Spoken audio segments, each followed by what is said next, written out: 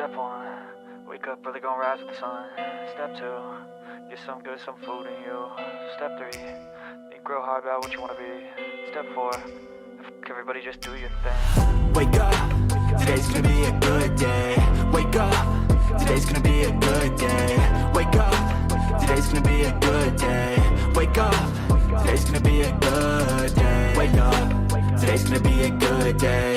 Wake up, today's gonna be a good day. Wake up, today's gonna be a good day. Wake up, today's gonna be a good day. Yo, set your affirmations, aspirations. I got shit to do, the aftermath of preparation. Good food, good mood, blood in circulation. One step at a time, yeah, that's how you make it. Set a goal you control and the steps you take them. I try to pick one thought, have some concentration. And if I make a mistake, it's called education. I try to do this every day, call it replication. Wake up, today's gonna be a good day. Wake up, today's gonna be a good day. Wake up, today's gonna be a good day. Wake up, today's gonna be a good day. Wake up, today's gonna be a good day. Wake up, today's gonna be a good day. Wake up, today's gonna be a good day. Wake up, today's gonna be a good day. So life ain't easy, yo, I think there's a reason though. Ups and downs, just like every different season, yo. Sometimes I'm high, other times I'm barely breathing, though. I always gotta fight and hide from the demons, yo. Negative thoughts are poison, they rot. Head full of flies, so here come the clouds. They'll never stop unless I can swap all the bad for the good in my head when I'm lost. Yeah, so I'ma fake it till I make it. Positive thoughts are overtaken, I got patience. One day at a time is how you operate a cadence. A flow, you grow, you show yourself a foundation. Stay away from all the shit that causes temptation. I know that I like to do it cause it's sensation. I live my life in my head like a narration. Don't expect greatness, do my best, man, I'll take it. Wake up, today's gonna be a good day. Wake up, today's gonna be a good day. Wake up, today's gonna be a good day. Wake up, today's gonna be a good day. Wake up, today's gonna be a good day. Wake up, today's gonna be a good day. Wake up, today's gonna be a good day. Good evening, all of my coffee beans. We got some breaking news. Come on into the chat and let's get going. Get some good, some food in you. Step 3, think real hard about what you wanna be. Step 4, everybody just do your thing.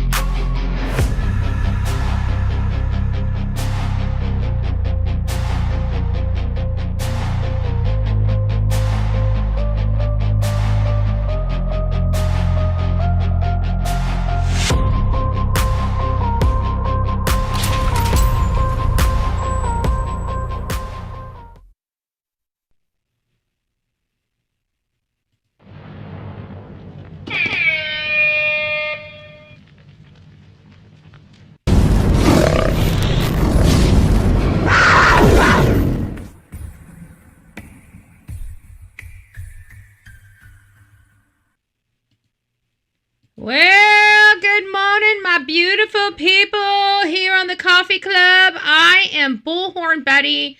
We're covering the case of Nancy Guthrie. Nancy Guthrie, 84-year-old grandmother, has been missing from her home since it sounds like the early morning hours of February 1st, around 1 to 2 a.m. is really the time window of when she disappeared, and it sounds like she was forcibly removed from her home. Many people are entertaining right now the ransom letter, the ransom demand We've got a lot of stuff going on that front. We know that Nancy Guthrie has had mobility issues. She should not be anywhere. She was sharp as a tack. No dementia or any type of confusion attributed to her. The family is losing their stuff, as you can imagine. Their mother missing. One of her daughters, very famous, known as Savannah Guthrie. She's on the Today Show, a co-host on the Today Show. She was supposed to be at the Winter Olympics right now covering those, but she got a call that her mother was missing. Now, there's a lot of questions that we do have around everything that's going on. I feel like this is a little bit closer to home. It sounds like these ransom notes are taking front and center stage for the investigators. So it sounds like they are getting ready to pay the ransom. I don't know what else to say than that. We're going to get right into it this evening. It's just going to be a lot easier. Let me see if I've got it up. Do I have it up? I do have it up. Let me hold on one second. Let me get back. There is our timeline. I do not have it up. So give me a second. Let me figure out what I need to have up here. My scene is not in the right order. So give me just a second. It's not what's on my screen right now. I think my Instagram's on the screen. There we go. That's what we want on the screen. Okay.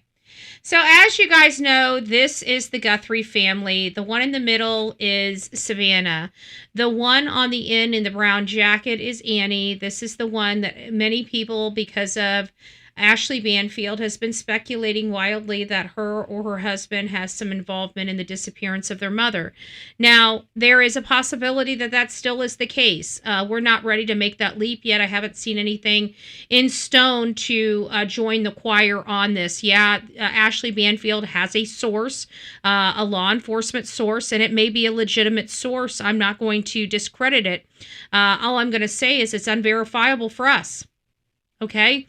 And with that being said, we can't just go around accusing people of horrific crimes, such as hurting an 84-year-old woman, because some talking head said that they had a source. So, we just need a little bit more. I'm not saying it's out of the realm of possibilities. If you've been watching my show, you will know that I too feel like it would fit this particular situation. But again, I'm not the investigators. I'm not the professionals. I'm an average Joe that just looks at these cases, analyzes these cases, and provides you what an average Joe would see of these cases. We are the court of public opinion. We are not a court of law. Everybody is innocent in the court of law until they are proven guilty by a jury of their peers. That's the way our society works. All right, so folks, there is a third comment or communication with the abductor from the family. The first one was all three of them begging, telling them that they're willing to hear them, they're willing to take it seriously. Then comes the brother. The brother comes up and again, right at the final hour of the first deadline. Now they're getting close to the final hour of the second deadline, which is Monday. Monday, we didn't get a time, I don't think. Maybe we did. This case is so confusing, Barbara. I agree 100%, but hopefully we're going to break it down for you and hopefully unconfuse it. It's very simple to me. I mean, the details are very simple because they're limited. Our speculation, our theorization gets a little complicated because we're trying to make, a square fit a round hole, right? And that's the problem we have. So let's get into this, and then we'll further discuss once we have an opportunity to hear what they say. We received your message, and we understand. We beg you now to return our mother to us so that we can celebrate with her. This is the only way we will have peace. This is very valuable to us, and we will pay. So, very short comments from the family. Very short comments from the family, but the one thing we do know is the family's willing to pay. Okay, so we have the Guthrie family. They don't know what's going on. As you can imagine, this is their family. This is not our family. It's easy for somebody that doesn't know a family to come in here, look at them and say, oh my gosh, this person's a monster. One thing I noticed is that we haven't seen Annie or her husband out again. Okay. I've learned that there is security on the outside of Annie's house, making sure nobody approaches. It sounds like security's going around, understanding who is media, trying to understand and identify who is media. So there's a lot of stuff going on out there in Arizona between Nancy's house and Annie's house.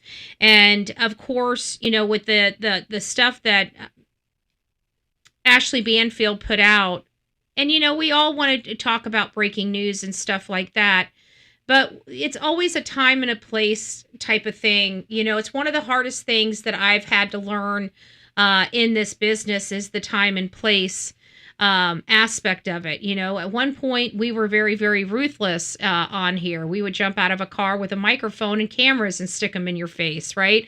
That's kind of how we rolled. We like the spontaneity of it. We like the shock of it, because we felt like if we kind of kept people off their game, it was going to be easier to get more truth out of them. It was more of a strategy really than anything. But you find out what works, you find out what doesn't work over your career, and you start finding your own way in journalism and what it means to you.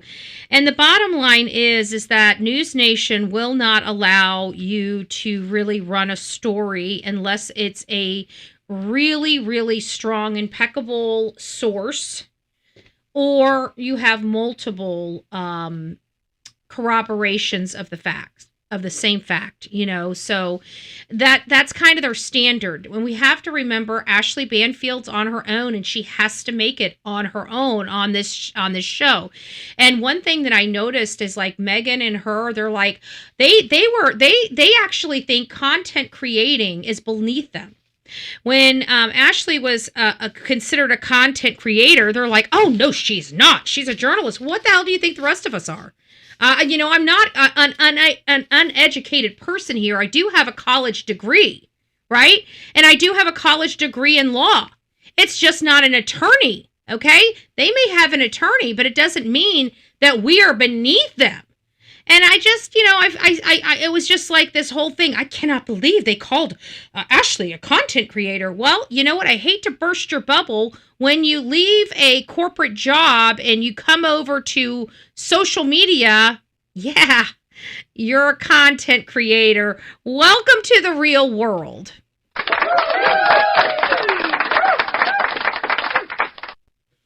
So, yeah, I know Megan Kelly, and I know she's a former lawyer, and I know that Ashley Banfield has been in the biz for a long time, but I've also known she's gotten fired from jobs for shenanigans and what have you. So, people get lucky and get to be on TV sometimes, right? Sometimes.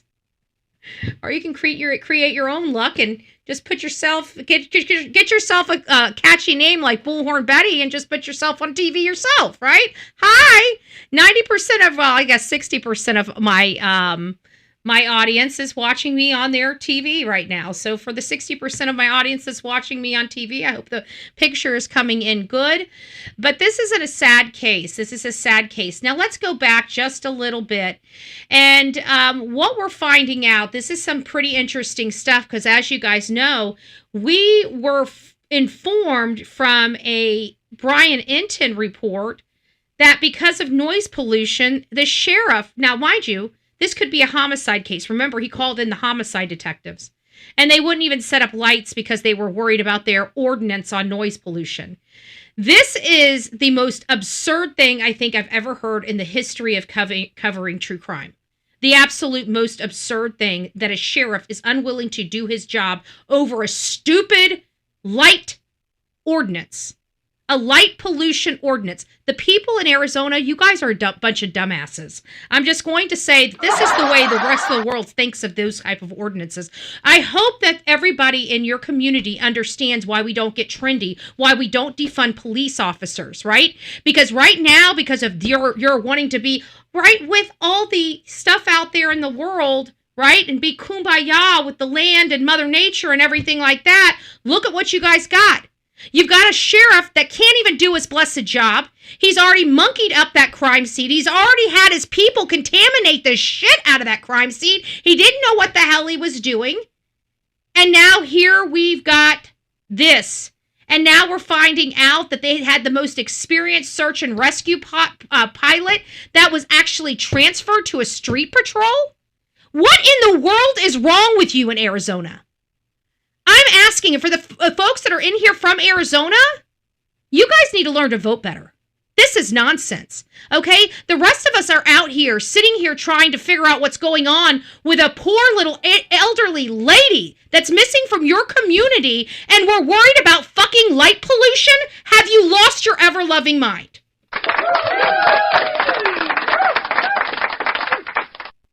I just can't. I just can't. I tried, the guy's a nice guy. I understand the county sheriff's a nice guy, okay? This is real world stuff, okay? We have somebody that has a family member missing, possibly abducted, possibly dead. We don't know what the hell happened to her.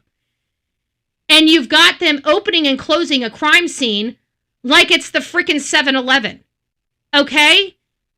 You know, to the rest of us, we're watching this poor woman that is well known to the entire world. Whether you like her or don't like her, it doesn't matter. She's well known to the entire world.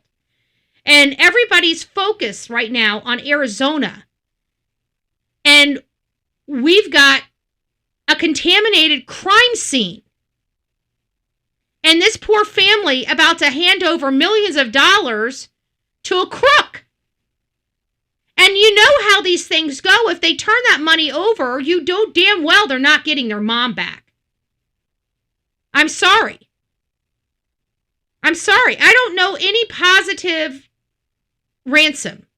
If somebody has found a positive ransom, please let me know. I don't believe, freaking 7-Eleven, damn Betty. I mean, come on. What do you call it? I've never seen so much crime tape go down and go up and go down and go up and go down and go up. Good gracious. Good gracious. You think they're preparing for a Halloween parade or something out there, and that's not funny. This is somebody's family. And then we find out some stupid bullcrap like this, like SAR plane, took 3 hours to get up because they decided to kick their most experienced search and rescue pilot to a street patrol because of an internal dispute. And we wonder why we are here this many days later. This is why we don't defund our police. This is why we vote better. Okay, folks? I'm going to get off the political stuff, but, this right here pisses me off. Because this is somebody's life, and they're worried about freaking light pollution. I can't with this green stuff. You guys want dead parents, grandparents? Fine. You want to save the light pollution? Fine. The people in Arizona, I can't help you. I just can't. I can't. So if you guys want an idea of what it's like out there in this area over her house, here is kind of the bird's eye look. We've got this going on like pretty much all day for hours and hours. We may go ahead and put this up and watch this for a little bit. So let's go through some key updates in this while we're watching the overhead camera. And I'll pop through here and see some other things that are going on. As you can see, her house is overloaded with FBI vehicles. It looks like crime scene processing vehicle right there. That big truck with looks like the things open on it. At least that's what it looks like to me. They came in with some big trucks and they moved all of the media back when they did that. This was obviously prior to them removing her car. I find it interesting that they removed the car. It makes me wonder why. I keep wondering, did somebody use her vehicle? Because all of a sudden we're talking about an interesting vehicle 20 minutes away. They pulled her car out of there. They may just be going through everything with a fine-tooth comb just to be on the safe side, But we have to talk about something that's an elephant in the room, and I don't know if we're ever going to get a good answer for it. There's a few things. And one of those things is I agree with Megyn Kelly and Ashley Banfield. Why did somebody not ask about the discrepancy in time? For days, we were told by the sheriff, Chris Nanos, that the family received a call from a churchgoer around 11. They went to the property and hung out around the property for an hour while they searched through some things. And then when they couldn't locate the grandmother, they went ahead, or her mother, they went ahead and called law enforcement about noon. That's what we were told. That's what we consistently were told, at least through interview February 2nd, February 3rd. They didn't have one on February 4th, and then they had one on February 5th. We got the 2nd, we ran the 3rd, and then we did the live, the 5th live here on this channel. So we have to look at all of those statements that Chris Nanos said, and he told us that somebody from church called the family. This were his words. There's no way he would have those words if they weren't spoken, in my opinion. And then all of a sudden at the one that we ran live here on February 5th, he basically says the family just went over there around 11. Let's look at the timeline. Let me pull the timeline up. Sorry about that. Right there, there's the timeline. So 11:56, they said the family goes to check on Nancy. It was just as simple as that. So did somebody call them from the church? And the reason why this whole issue with the church is so extremely important is because the church, we're learning, she stopped physically going to church.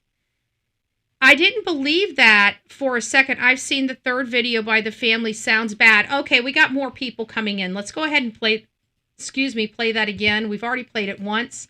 So here is the family. Their message is very, very simple here. We received your message and we understand. We beg you now to return our mother to us so that we can celebrate with her. This is the only way we will have peace. This is very valuable to us, and we will pay. So that's the message. Very short, very sweet. We've got your message. We heard you loud and clear. Bring us our mother. We'll pay you your damn money. You know, the family looks weak. They look broken. They're exhausted. They're tired. They've been through the worst ordeal of their life. They're hanging on by a thread. They're begging to God that their mother is still with us.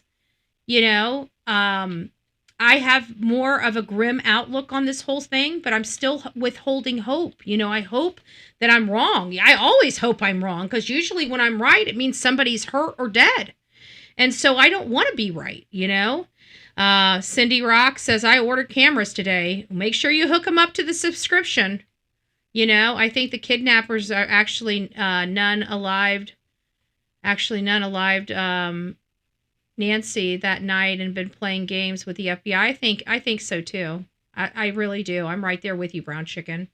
That's how I feel about this whole thing. I you know, and again, like I said, I want to have hope, and I want people that do have hope to continue to have hope, right? But for me, I just, you know, I've seen so many of these things. It's hard, you know, for us to see this and act like we don't see what we've already seen in the past, you know? And it's like, yeah, we haven't seen a situation of a ransom. I mean, this is kind of my first ransom case before, or alleged ransom case, right? So this is interesting to me. It's an experience I haven't had before, but I've read about them. I've learned about them, but there's nothing, you know, more than real time, real life training, which kind of sucks because that means somebody's family's going through pure hell.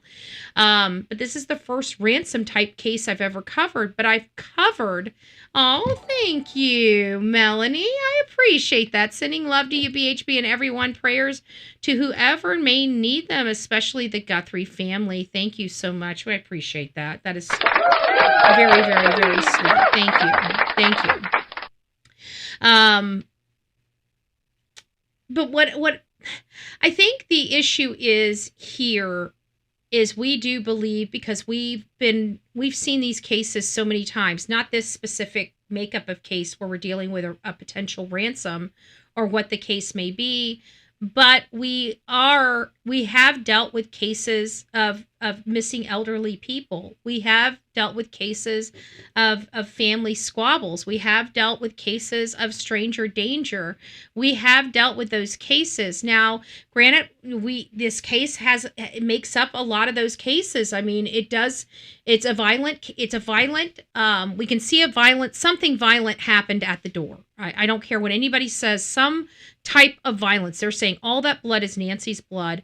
I'm seeing a spew of blood, a force of blood coming from some orifice of her body, because you see the droplets. Those are passive. Those are like a nosebleed. Okay.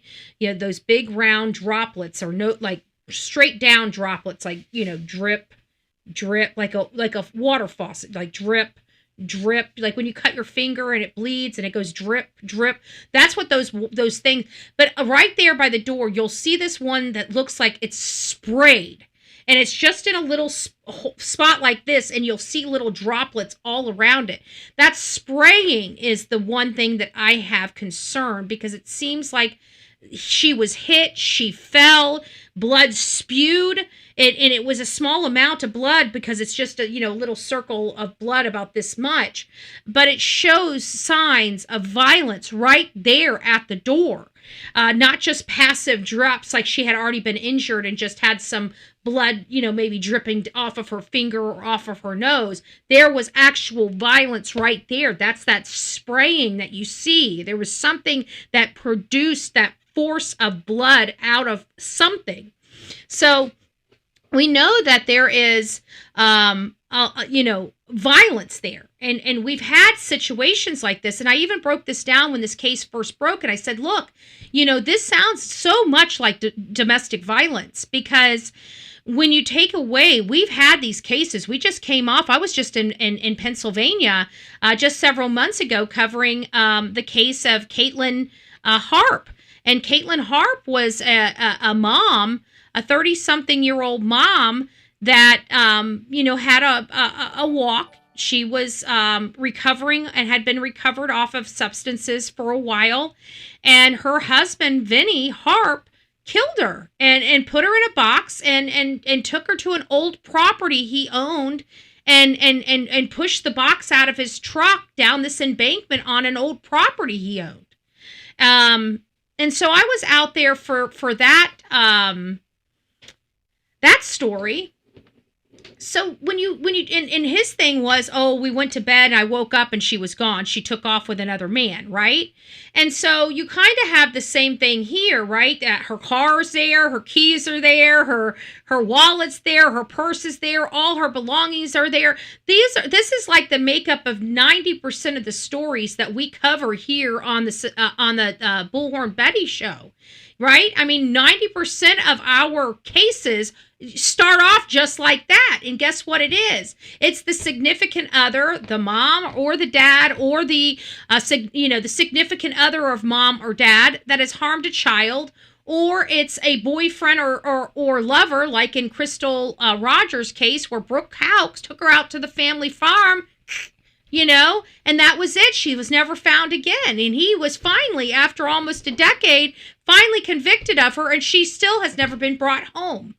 So, we have a lot of these cases and a lot of the same details with these cases that we're dealing with here. And every time we deal with these cases, guess where it comes back to? It's not because I want it to come back there. I don't want it to come back to the family, but it always seems to come back to the family for the cases we cover. And this is super important because, I understand that this is a well-to-do family, but I just don't believe out of all the families here that this would be the family that's selected for the ransom. We have so many lower not lower priorities, but lower security, right? Less security and more money. I mean, hell, just in my county alone, and I told this before, I have a developer here. His net worth is $2 billion, I come to find out. You'd never guess. You would never guess. Do you think he lives in a house with, I mean, he does live in a gated community, but do you think he lives in a house with security teams and stuff like that? No. One of the richest people that I met, I sold him an insurance policy. I think it was like an annuity or something like that years ago. And his name was Herb Jones. Ago. He was a real kind guy, and I was real new in this stuff, and he wanted to give me a chance. You know what I'm saying? He really took a kind. He actually didn't really take a liking to me. He took a liking to my boss, which helped me close the deal with him. But either way, he started off with barge, the barges that go across the, seas and stuff like that. And then he's the one that started, I don't know how many of you guys know about Save-A-Lot stores, but we have a lot of Save-A-Lot stores here in Florida. And he was the person that, started those stores. So you're talking about a man that had a huge net worth at the end of the day. And, they got grandchildren and children and stuff like that. People worth billions of dollars, right? And those people aren't behind gates. They're not going to schools that have a bunch of security systems or security guards and stuff like that. Not that I'm trying to say, hey, go look at the kids or anything like that. I'm putting things into perspective of all the people in the world that have more money and less burden to abduct and ransom. It just seems like this. It doesn't rise to that level for me. Like, I can think of 100 people more wealthy than Savannah Guthrie. You know what I'm saying? So I'm still in shock over this case. I'm still truly in shock over this case. I'm truly baffled. Because a piece of me wants to believe that their family is a tight-knit family and that it wouldn't be a brother-in-law. They were the ones that have been taking care of this grandmother probably for the last 20 years. So you really don't want to think that horrible of a person. And so you want to try to believe that, there is this ransom, but it's so far-fetched for many of us that for me, it's hard for me to believe. Trump did send the FBI, and they are doing great. And it sounds like, but we don't know how bad the county sheriff and their team messed up if they did. I don't want to say that they messed up or take a position that they messed up when they may not have. But it just seems like, they kept shutting and opening the scene that should have been closed. Brian Enton should have never went up to that door. And he was even shocked that this crime scene was open. We would have been shocked if we were boots on the ground. We would have went up there too, but we would have most likely been shocked that they opened it. We were shocked when they opened up the Myakkahatchee Environmental Park when Brian Laundrie was still missing. Like, we were shocked when they opened that up. And we were out there looking for Brian. We never even knew they knew he had a firearm with him, and we're all out there looking for him. Never told us a thing about this firearm. And we're all unarmed out there in the woods looking for Brian. What were we going to do when we found him? And he's like, poo-poo, And we're like, like, we didn't even know there was any pew-pews out there, right? It kind of sucks. Hey, Lady O. Oh, Lady O, it's nice to see you, love bug. I hope you're doing well. So what we've learned is there are some things that are not right with this case, okay? For example, they were not able to do their job appropriately because they had a light pollution ordinance. That is the dumbest thing I have ever heard of in my life. The whole entire Board of County Commissioners or City Council should be embarrassed. Absolutely, utterly embarrassed that you put pollution above life. That you have no idea how frustrated I am about that. Oh, thank you, OG Jitterbug. Thank you. Bless you, my love. Bless you. Bless you, bless you, bless you. And then we find out that their only highest ranking, most experienced search and rescue pilot was benched over an internal dispute last year. I kind of see why everybody told the county sheriff to sit it out, because he truly wasn't doing what he needed to do. He truly was not doing what he needed to do. So we're finding, this is right here is the live shot of what's going on out there. And then we had some more information coming in that I thought was pretty interesting here. It says, which one was it? Was it the top one? I admit that I may be wrong about Nancy Guthrie being taken by the son-in-law, unless he's behind the notes. But again, he's a part-time school teacher married to a poet, so it's unlikely. But a real ransom requires proof of life. So this is the reason why I picked this one up, is because we were trying to figure out how much their net worth was and how much they made a year. And this right here is what concerned me, because we were basing it on him being a full-time teacher. And we're finding out he's a part-time teacher. So, the possibility of them having financial problems in that house is a possibility. They did upgrade about $200,000 to $250,000 from their prior home to this home. I mean, it was a big upgrade. But again, not uncommon for what we were looking at. So Nancy, the FBI, I think this was something interesting, but I don't remember what it was. So we'll just watch it. So it looks like this is just more stuff about the... So I think that's pretty much it. We will pay. That's the statement. That's the latest statement right now. And this article from the Crime and Justice on CNN says where things stand. The family says, "We will pay," in a new video on social media, pleading for their mother's return. The Guthrie family said, "We will pay." Purported ransom note has demanded millions in bitcoins for her return, and second deadline is approaching on Monday. No suspects. There are still no suspects named as the search for Nancy Guthrie's mother of Today host Savannah Guthrie enters the 7th day. It's been a week, folks. The house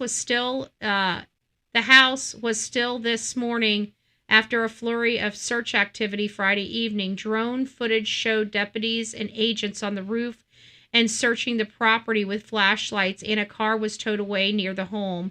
The FBI has offered $50,000 reward for information. New message.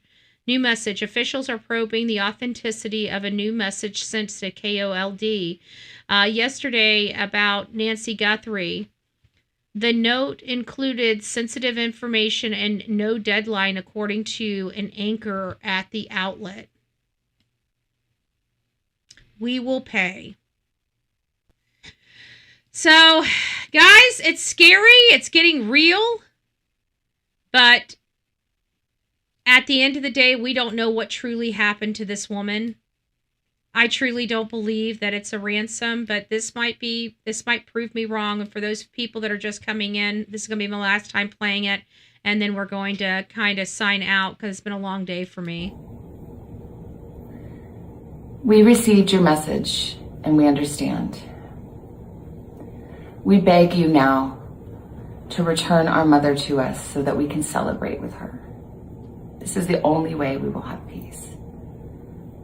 This is very valuable to us, and we will pay. We received your message, and we understand. We beg you now. I don't know. I think if they pay the money, they're flushing millions of dollars down the drain. That's what I honestly believe. I don't think the mother's safe. I don't think she would have survived a week without her medication. I think, but I know that no matter what, families are going to do whatever they can, even if it's a long shot. And I'm sure that they will make it back. She makes $8 million a year. I don't know how many millions they're asking for in Bitcoin, but at the end of the day, it's her money. If she wants to use it to try to get her mom back, she can. But in all fairness, I don't think I've never heard that paying a ransom has produced a human being. Maybe I'm wrong. Maybe I've got this all backwards. Maybe it's going to be helpful. Maybe it will. I don't know. I don't know. I've got to get off, I got to get the stuff out of my head that's keeping me away from the ransom. I mean, I'm just anti-ransom. I don't believe it. I'm just anti-ransom, and it worries me because everybody is so hyper-focused on this ransom, and I think it's a red herring. And it keeps coming and keeps coming back, but nothing is happening. They still have not provided proof of life. Maybe the first deadline was alive and a second is not unalive. Yeah, that could be it, Brown Chicken. They may have kept her alive, but they still have never given proof of life. They've provided statements, right? They provided the ransom statement, no proof of life. They had to have known that at some point somebody's going to want to know if the person's dead or alive before they give them the money. I mean, even on the shows, on the TV shows, we know that we need to show the person being alive before people get money.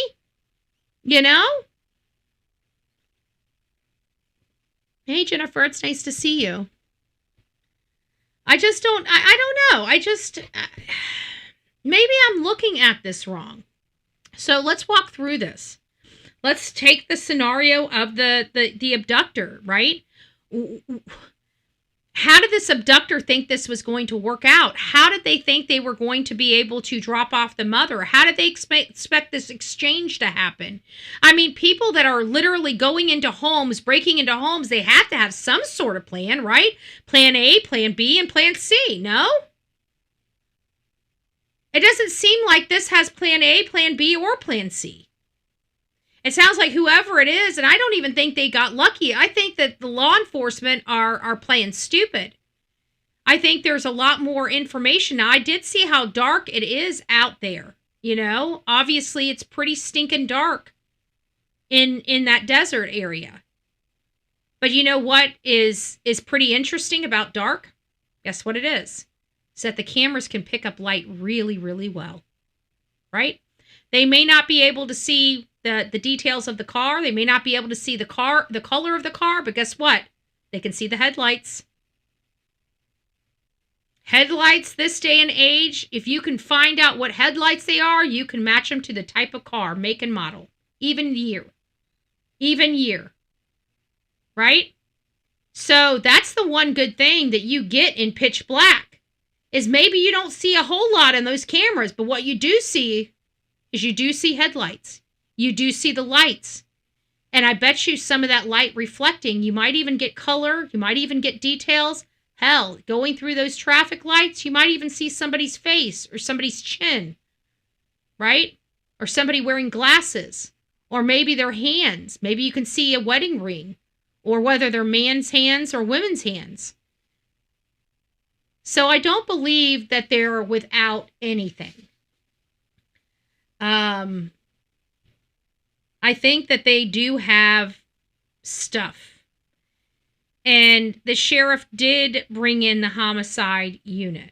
Not that they, again, I listened to one, earlier today, we listened to one guy, he was breaking down the case, and I got to tell you, I couldn't even, I couldn't even listen to him. He was just so off base with everything that I know, and he's the professional. So I just had, when situations like that happen, I just have to learn just to shut the pie hole because, I'm just not going to agree. I'm not going to agree. I have my own experiences in life, and I'm sorry. I don't care if they've been in the business for 40 years. If I've had experiences that counter what they are saying, I'm always going to stand on my experience, something that I have knowledge of.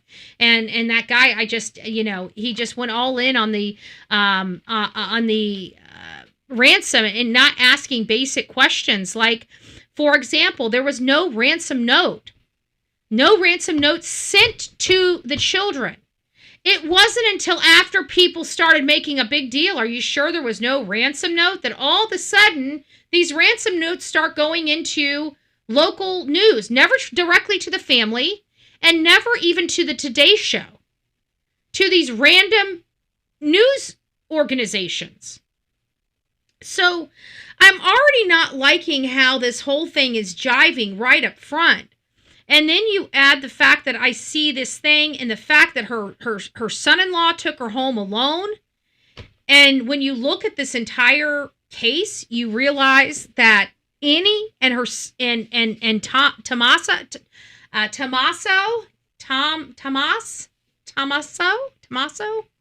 yeah, I think it's Tammaso.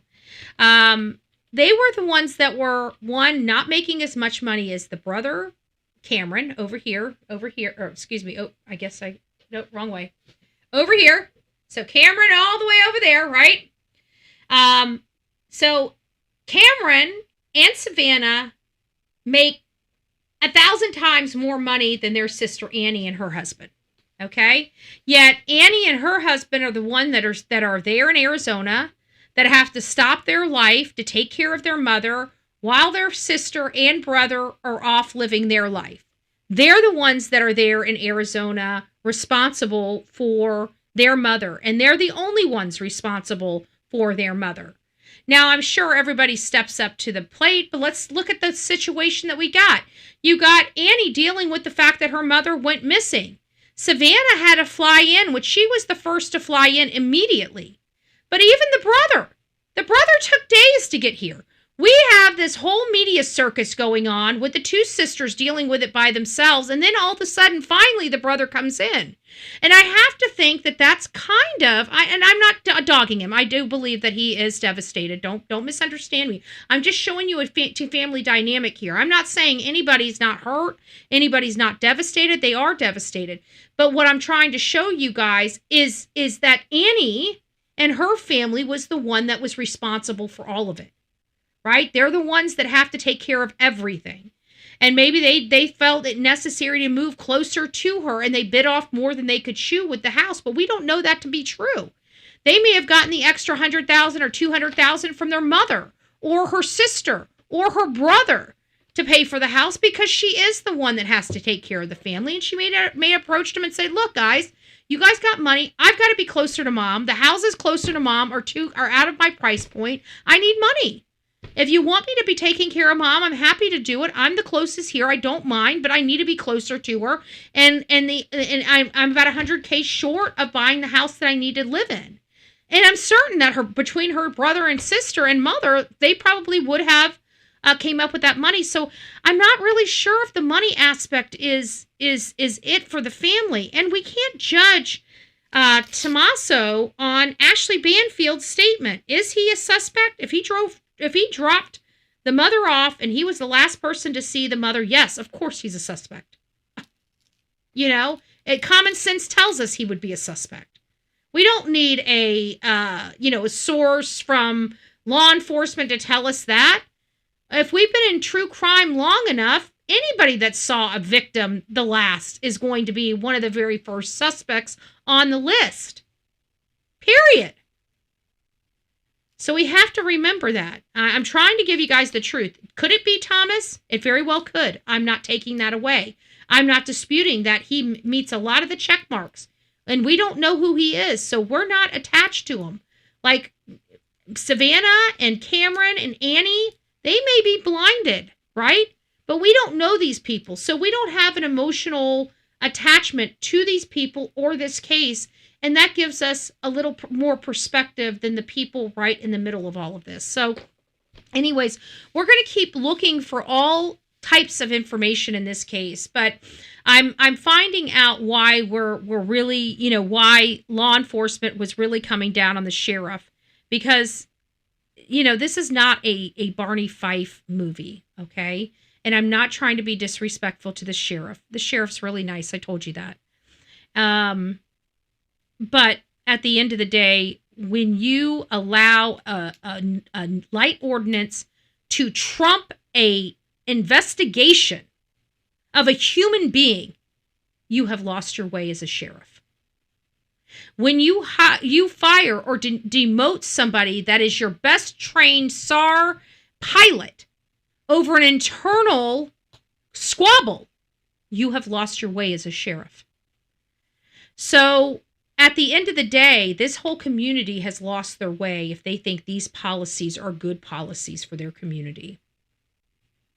Okay, this could have been your grandmother. This could have been your family member, and you are worried more about light pollution than an investigation to find them. There is something wrong with people, and I understand that that was not the people's intent. The people's intent was to be kumbaya with nature, okay? Well, in today's society, nature and humans are not going to live and coexist together. There's not going to be a kumbaya moment. Why? Because it's crazy out there. And at the end of the day, we have to protect ourselves. That means all of those communities need lights. And quite frankly, if I was Savannah's family, I'd be suing the county. Because let's face it, their bullshit is what put their mother in danger. And that is a fact. I would bankrupt that county if this was my mother. I would bankrupt the county when this is all said and done if this was my mother and a sheriff didn't want to do his damn job over a light ordinance. You have no earthly idea. When it comes to me or my family, I am a ravaged animal. I am a hyena. And I'm pretty sure many of you guys are as well. Okay? When it comes to me or my family, lights are very important in this day and age. Very important. And I'm sorry. When it comes down to wildlife or human beings always trump. The benefit of human beings should always trump the benefits of wildlife. Okay? They're animals. We are human beings and we have to protect ourselves. Without us, there is no world. Okay? Let's be honest. Once humans are gone, the world will be gone. Because we're the only ones that keep this thing going.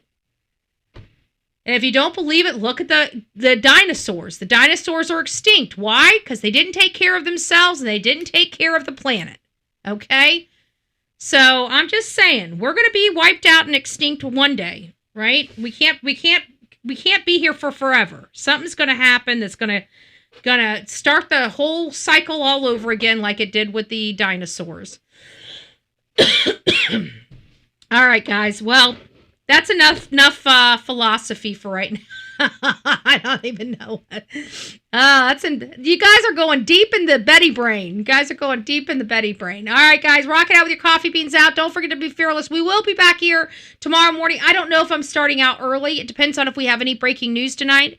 No matter what, I'm up at 3, 4 o'clock in the morning. So if I go live before 6 a.m., you're going to want, if you haven't turned your bell to all during these breaking news times, you're going to want to do that for the Bullhorn Betty channel, because when I have breaking news, I break it. All right, we go live, we turn on the cameras. It might be in the studio, it might be from my phone, but we just go live when we go live. So I really don't come here. Sometimes I come here. I have to come here every day, because if I don't come here every day, I get a lot of emails. So I will come here even if I don't have anything probative to give to you, but we can discuss the case and keep her name alive, keep her children and her face on the screen so everybody can see her, and we'll have some talking points. That's the one thing that true crime community does very, very well, keeping somebody's name up. Maybe the family doesn't like the talking points that we come up with to talk about their family member or whatever, but it doesn't matter. We still keep their face up on the screen. We still keep their story and their name alive in the media. But at the end of the day, we're going to be speculating. And I hope the family is prepared for, because this is where the rubber meets the road, and this is where we don't get so kind, where we as the true crime start hurting family members, because we talk about the uncomfortable conversations they don't want to have. And we're going to be starting to get into that, because we got to start talking ransom or son-in-law, right? Nobody wants to have this conversation, but we're going to have it right here on the Bullhorn Betty channel. And we're going to have that conversation tomorrow. So be there, be square. And we're going to go through our emails. You Got Mail is going to be tomorrow on Sunday. So if you guys got a perspective, if you haven't already sent it to me, now would be a great time to send it to bullhornbetty@gmail.com. You might come up on the show. I do not ever give your names out. I do not show your emails. So you don't ever have to worry about me saying, oh, this came from so-and-so. So if you were wrong or whatever, you don't have to worry about being embarrassed. I always keep your name and everything, unless you put in the email that I can share who you are, like your stage name. If I can share that, let me know. If not, I keep you anonymous and say one of our audience members. You guys have heard me many times say one of our audience members sent me this, right? So if you guys would like to send me your perspective, let me know what your perspective is. We do have a lot that have come in so far. I just haven't gotten to them yet. So it's time for us to get through some of those. And we will do that tomorrow. That's going to be for our show tomorrow. We'll any breaking news we'll get out of the way at the beginning of the show.